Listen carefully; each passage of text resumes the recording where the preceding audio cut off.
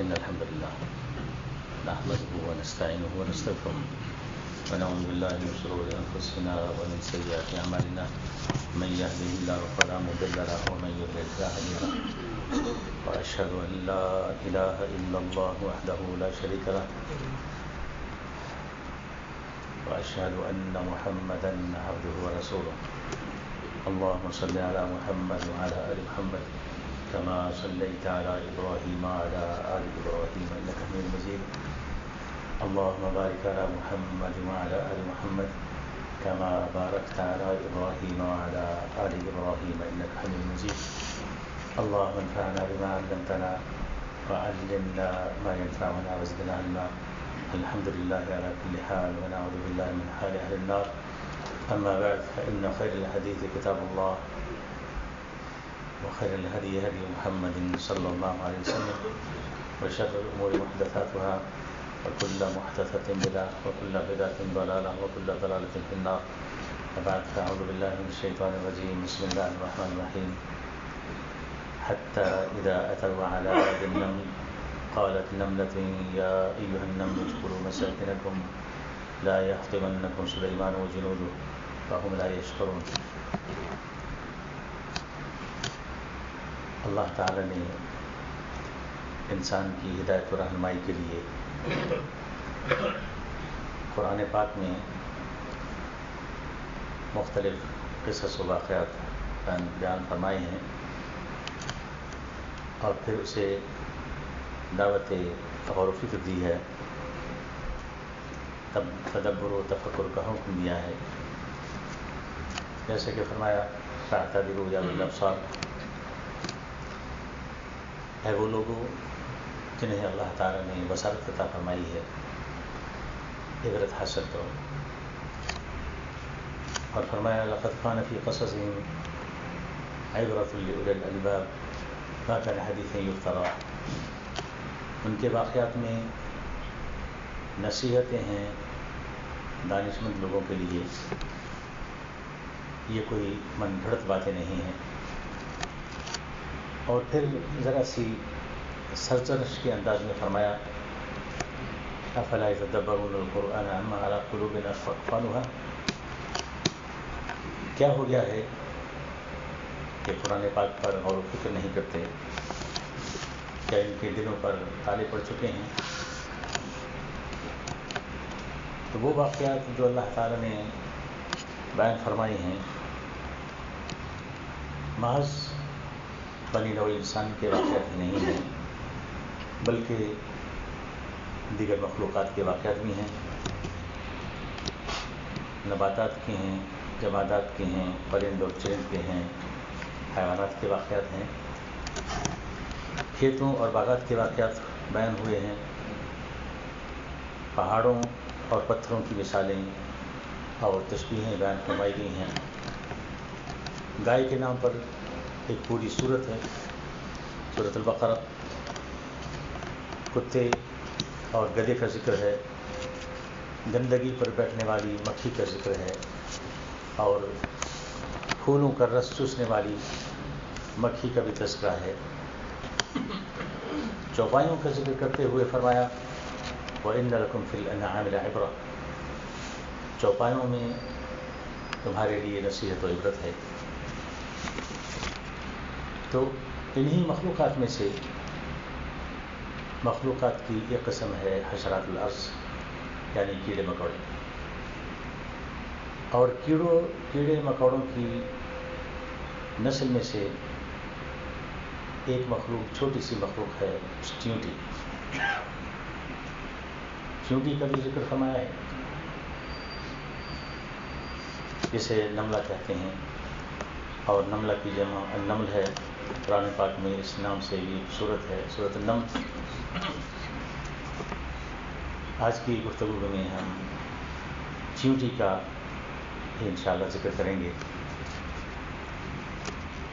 آج ہم اسی بارے میں غور و فکر کرنا چاہیں گے کہ ایک چیونٹی میں بھلا کیا خصوصیات ہیں کہ اللہ تعالیٰ نے اسے ہماری ہدایت و رہنمائی کے لیے منتخب فرمایا اور اس کا ذکر فرمایا. ظاہری طور پر تو چیونٹی کی کوئی اہمیت اور افادیت نظر نہیں آتی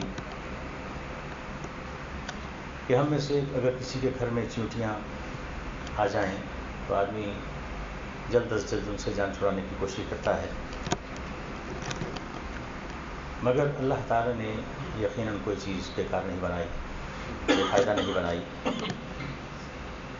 اور اسے بغیر رہنمائی کے نہیں چھوڑا۔ اعطیٰ کل شیء خلقہ ثم ہدیٰ، اللہ تعالیٰ نے ہر مخلوق کو تخلیق فرمانے کے بعد اسے اس کی ذمہ داریوں کی طرف رہنمائی بھی کی ہے کہ تمہیں کیا کرنا ہے اور کیا نہیں کرنا۔ چنانچہ اسی طرح انسان کو بھی تخلیق فرمانے کے بعد اسے اس کا مقصد تخلیق بیان فرما دیا کہ انا ہدیناہ السبیل اما شاکرا و اما کفورا، ہم نے انسان کو اچھی اور بری راہ کی تمیز دے دی ہے، اب وہ راہ شکر اختیار کرتا ہے یا ناشکری کی راہ پر چلتا ہے، یہ اس کی مرضی ہے۔ تو آئیے ہم چیونٹی کے واقعات میں رکھی گئی نصیحتیں معلوم کرتے ہیں۔ اللہ فرماتے ہیں وَحُشِرَ لِسُلَيْمَانَ جُنُودُهُ مِنَ الْجِنِّ وَالْإِنسِ وَالطَّيْرِ فَهُمْ يُوزَعُونَ، سلیمان علیہ السلام کے سامنے ان کے تمام لشکر، انسان، جنات اور پرند چرند جمع کیے گئے، ہر قسم کی الگ الگ انہیں کھڑا کر دیا گیا۔ یہاں حضرت سلیمان علیہ السلام کی یہ انفرادی خصوصیت ہے کہ ان کی حکمرانی صرف انسانوں پر نہیں بلکہ جنات اور حیوانات پر بھی تھی، پرند اور چرند پر بھی تھی، حتیٰ کہ اللہ تعالیٰ نے ہوا بھی ان کے ماتحت کر دی تھی۔ تو کسی مہم پر روانہ ہونے سے پہلے تمام مخلوقات کے الگ الگ لشکر ترتیب سے کھڑے کر دیے جاتے، سلیمان علیہ السلام ان پر نظر ڈالتے، ان کا جائزہ لیتے۔ یہاں یہ بات یاد رہے کہ سلیمان علیہ السلام کی یہ خصوصیت اس لحاظ سے ہے کہ انہیں ڈائریکٹ ان تمام مخلوقات پر حکومت و اقتدار اللہ تعالیٰ نے عطا فرمایا تھا۔ جہاں تک تعلق ہے ان مخلوقات کی زبان سمجھنے کا، ان سے ہم کلام ہونے کا، تو یہ خوبی اللہ تعالیٰ نے رسول کریم صلی اللہ علیہ وسلم کو بھی عطا فرمائی تھی۔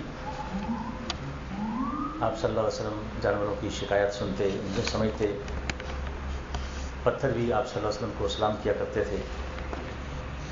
اسی طرح ایک بار آپ صلی اللہ علیہ وسلم قضائے حاجت کے لیے تشریف لے گئے تو وہاں کوئی اوٹ نظر نہ آئی کہ جس کے پیچھے آپ صلی اللہ علیہ وسلم قضائے حاجت فرماتے۔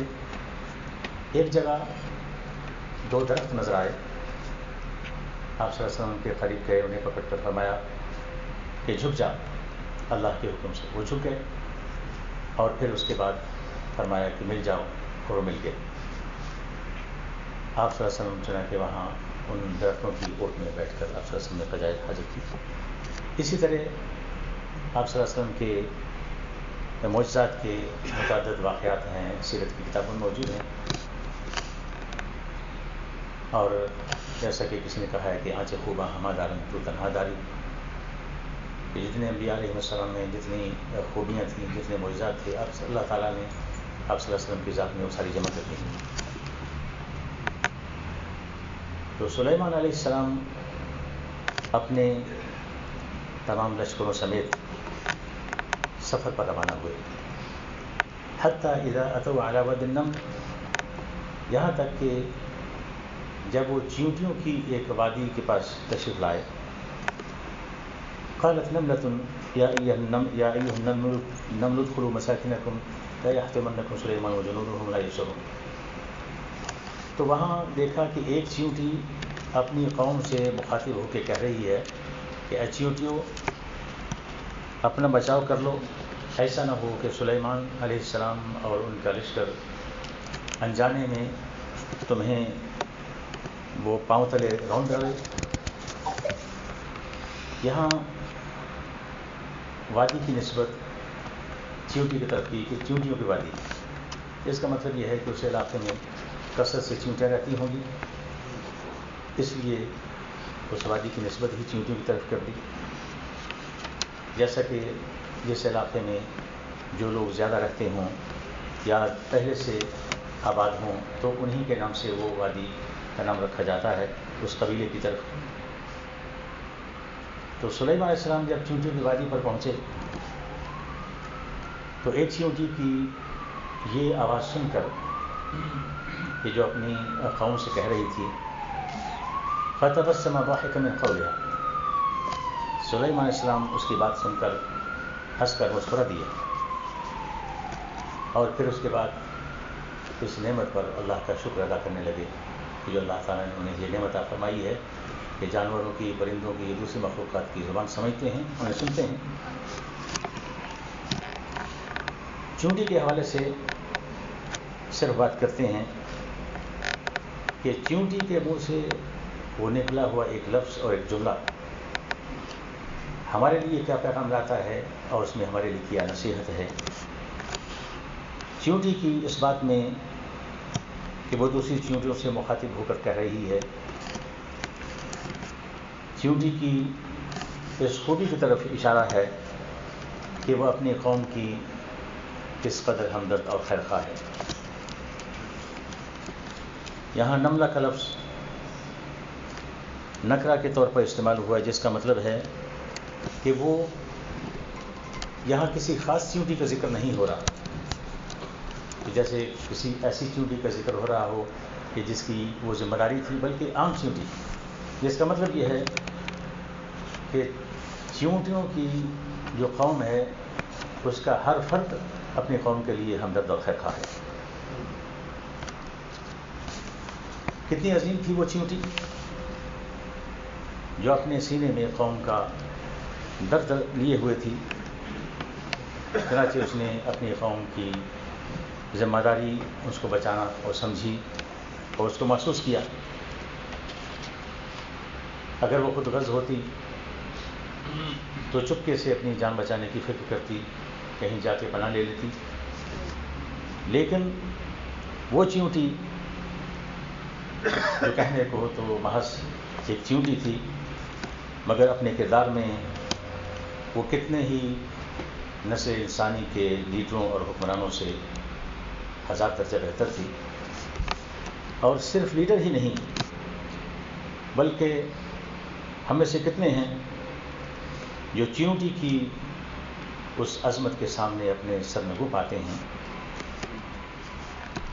آج ہم میں سے کتنے ہیں جو اجتماعی سوچ رکھتے ہیں، اٹھتے بیٹھتے اور سوتے جاگتے وہ قوم کی ہمدردی اور خیرخواہی کی فکر رکھتے ہیں؟ ایسے بہت کم ہیں. آج امت کو خطرات کا سامنا نہیں ہے، یقیناً اس خطرے سے بڑھ کر ایک اور خطرہ بھی ہے. صرف ان خطرات کا سامنا نہیں، چیونٹیوں کو تو صرف اپنی جان کا خطرہ تھا، مگر ہمیں ہمارے ایمان کا بھی خطرہ ہے. تاہم چیونٹی کے طرز عمل میں ہمارے لیے عبرت ہے، سبق ہے، نصیحت ہے. انسان اشرف المخلوقات ہے، اللہ تعالیٰ کی مخلوقات میں سے سب سے افضل اور اشرف ہے. لیکن جب وہ اپنے فرائض منصبی کو بھول جاتا ہے، اپنے مقام اور مرتبے کو بھول جاتا ہے، تو پھر اسے رہنمائی کے لیے اپنے سے کم تر مخلوقات کی طرف رجوع کرنا پڑتا ہے. اس لیے اگرچہ وہ مخلوقات ہم سے کمتر درجہ رکھتی ہیں، مگر انہوں نے کبھی اللہ کے حکم کو نظر انداز نہیں کیا ہوتا. انہوں نے اپنے فرائض منصبی سے کبھی انحراف نہیں کیا ہوتا. اور جانتے ہیں کہ انسان کا معلم اول انہی کم درجہ مخلوقات میں سے ایک کوا ہے جو آدم علیہ السلام کے بیٹے کو یہ بتانے کے لیے آیا تھا کہ آدمی کو دفن کس طرح کرنا ہے، اس کی لاش کس طرح چھپانی ہے. جب قابیل نے اپنے بھائی حابیل کو قتل کر ڈالا تو اب اسے سمجھ نہیں آ رہی تھی کہ وہ اپنے بھائی کے ناش کو کیسے چھپائے. چنانچہ فبعث اللہ غرابا یبحث فی الارض لیریہ کیف یواری سوءۃ اخیہ. اللہ تعالیٰ نے پھر ایک کوا بھیجا جو اسے دکھائے کہ اپنے بھائی کی ناش کو کیسے چھپائے.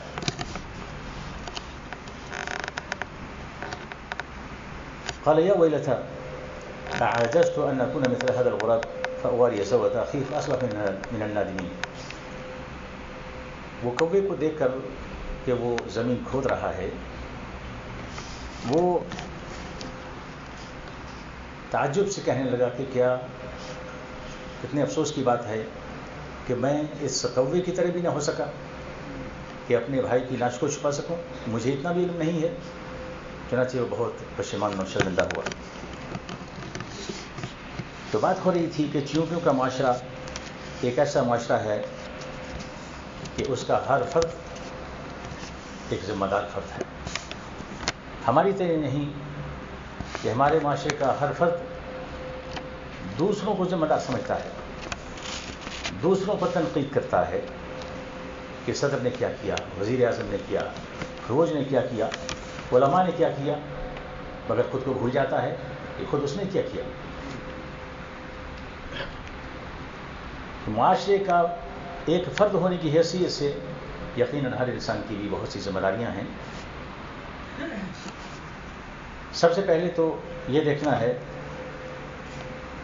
کہ ہم معاشرے کو کیا دے رہے ہیں, معاشرے کی اصلاح میں ہمارا کیا کردار ہے, اور معاشرے کے بگاڑ میں اور خرابی میں ہمارا کتنا حصہ ہے.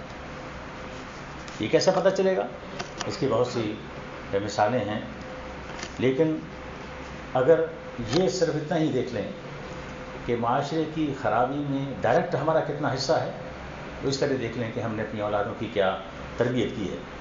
اگر ہم نے اپنی اولادوں کی تربیت نہیں کی تو ہم انڈائریکٹ نہیں بلکہ ڈائریکٹ ہم اس معاشرے کی خرابی کے ذمہ دار ہیں. تو اس ایک عام چیونٹی نے جو اپنے دل میں قوم کا درد اور غم رکھنے والی تھی, اس نے پوری قوم کو بچایا. چیونٹی کے اس ایک واقعے میں ہمارے لیے بہت سی حکمتیں ہیں, نصیحتیں ہیں, عبرتیں ہیں, مگر ہم اس کو مختصر کرتے ہوئے اس کی دیگر خصوصیات اور صفات کا ذکر کرتے ہیں. چیونٹی کی ایک بہت بڑی خوبی جو سب جانتے ہیں, کیونکہ سب نے وہ واقعہ سنا اور پڑھا ہوگا کہ تیمور اور چیونٹی کا واقعہ. چیونٹی ایک بہت بلند ہمت رکھنے والی مخلوق ہے, عالی ہمت ہے, مضبوط صبر اور مستقل مزاجی اس میں ہے. اس کے اندر کوٹ کوٹ کر مستقل مزاجی بھری ہوئی ہے. وہ کسی کام میں اگر ناکام ہو جاتی ہے تو ہمت نہیں ہارتی, وہ کام چھوڑ کے بیٹھ نہیں جاتی, بلکہ بار بار کوشش کرتی ہے. جبکہ ہم اگر کسی کام میں ناکام ہو جائیں تو زیادہ سے زیادہ 2-3 بار اور ٹرائی کرتے ہیں, کوشش کرتے ہیں, مگر اس کے بعد ہمارا دل ٹوٹ جاتا ہے اور ہاتھ پہ ہاتھ رکھ کے بیٹھ جاتے ہیں. مگر چیونٹی جب تک کامیاب نہیں ہوتی 20 دفعہ بھی وہ کوشش کرنی پڑے تو کوشش کرتی ہے. اور ہمت انسان کے اندر ایسی قوت ہے, اگر آدمی کے اندر وہ قوت موجود نہ ہو تو اسباب و وسائل بھی اس کے کسی کام نہیں آتے.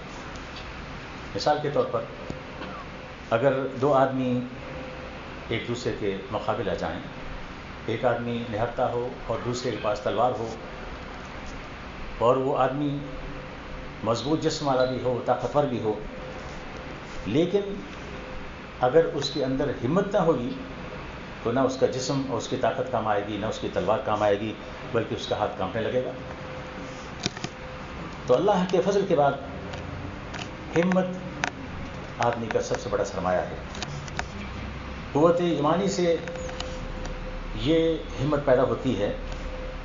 مشرکین مکہ کہا کرتے تھے کہ یہ مسلمان تو کمزور ہیں,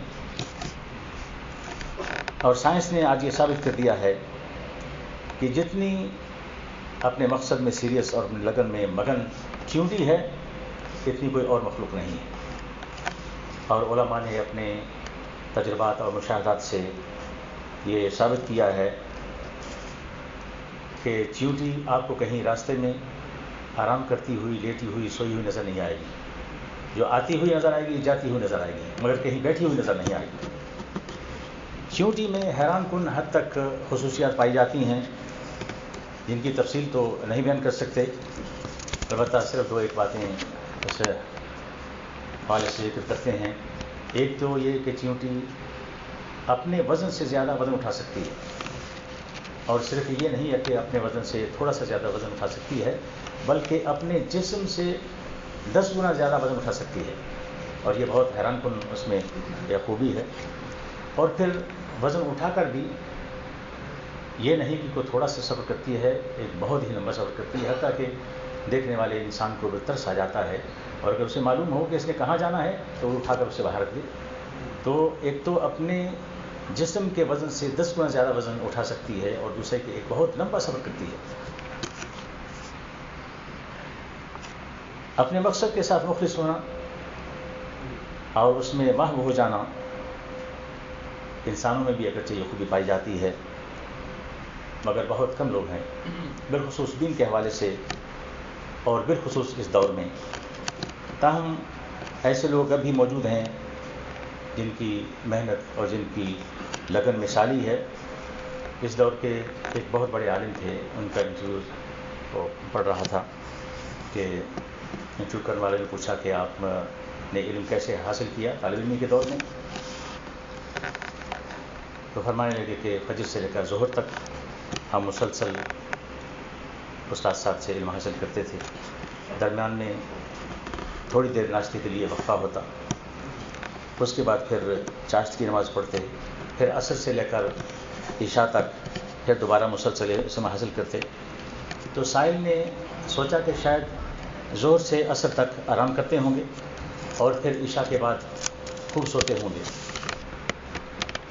تو شیخ صاحب نے بتلایا کہ ظہر سے عصر تک اور پھر عشاء کے بعد رات گئے تک ہم متون یاد کرتے، یعنی کتابوں کو زبانی یاد کرتے. یہ کتابیں زبانی یاد کرنا، یہی وہ علماء ہیں جن پر علماء کا لفظ صادق آتا ہے، ورنہ اردو کی چند کتابیں پڑھ کر دھوئیں دار تقریر کرنا، یہ تو ایسے لوگ تو بہت مل جائیں گے. تو چیونٹی کے بارے میں آخری بات کر کے بات کو ختم کرتے ہیں کہ چیونٹیوں کے معاشرے میں جھوٹ نام کی کوئی چیز نہیں ہوتی. اس پر امام ابن قیم رحمہ اللہ نے ایک بڑا عجیب و غریب واقعہ نقل کیا ہے کہ ایک آدمی نے ایک میٹھی چیز کا ایک چھوٹا سا ٹکڑا چیونٹی کے سامنے رکھ دیا. تو چیونٹی نے اپنے اینٹیناز کھڑے کر دیے، اس کے سر پر جو 2 بال تھے وہ اس کے اینٹیناز ہیں جس سے وہ اپنی قوم کو خبردار کرتی ہے. دیکھا کہ تھوڑی دیر میں بہت ساری چیونٹیاں وہاں جمع ہو گئیں. جب وہ وہاں جمع ہو گئیں تو اس سے پہلے اس آدمی نے وہ میٹھی چیز کا ٹکڑا اٹھا لیا. اب وہ چیونٹیاں تھوڑی دیر انتظار کرنے کے بعد چلی گئیں اور یہ چیونٹی وہاں کچھ دیر بیٹھی رہی. اس نے پھر وہ میٹھی چیز کا ٹکڑا وہاں رکھ دیا. وہ اس چیونٹی نے پھر اپنے اینٹیناز کھڑے کیے، دوبارہ چیونٹیاں آ گئیں. تو اسی طرح 3 بار کیا. جب تیسری بار کیا تو ان چیونٹیوں نے مل کر اس چیونٹی کو پرکھ سے اڑا دی، اسے قتل کر ڈالا. جس کا مطلب یہ تھا کہ 1 بار ہم نے صبر کیا، 2 بار صبر کیا، تم بار بار ہم سے جھوٹ بولتی ہو. تو چیونٹیوں کے قوم میں، ان کے قبیلے میں جھوٹ نام کی کوئی چیز نہیں ہے. یہ چیونٹیوں کا معاشرہ کہ جس میں جھوٹ نہیں ہے، اس میں شاید تفسیر کی کوئی ضرورت نہیں ہے. ہمارے معاشرے میں اور اس دور میں تعجب وہاں ہوتا ہے جہاں جھوٹ نہیں ہوتا، اور یہ بہت اس دور میں بہت تعجب کی بات ہے.